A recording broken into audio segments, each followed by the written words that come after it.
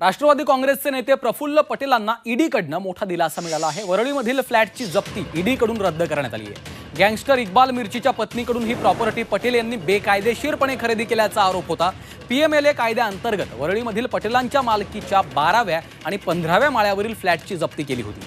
मात्र या प्रकरणामध्ये इक्बाल मिर्चीचा संबंध नसल्याचा दावा करत ही जप्ती रद्द केली आहे। जप्ती केलेल्या सीजे हाऊस फ्लॅटची किंमत 180 कोटी इतकी आहे। ईडीनं 2022 मध्ये पटेलांसह त्यांची पत्नी वर्षा आणि त्यांची कंपनी मिलेनियम डेव्हलपर्स यांच्या मालकीचे किमान 7 फ्लॅट्स जप्त केले होते। याबाबत ईडीने ही मालमत्ता इक्बाल मिर्चीशी संबंधित नसल्याचा दावा करत ही जप्ती आता रद्द केली आहे।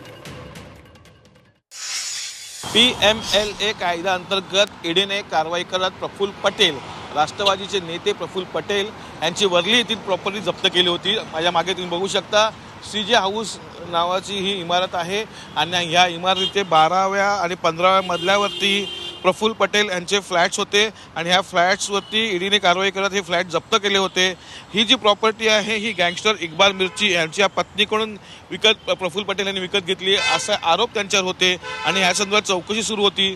2002 मध्ये ईडीने ही प्रॉपर्टी सीज केली होती आणि आता एक मोठा दिलासा प्रफुल्ल पटेल यांना मिळालेला आहे।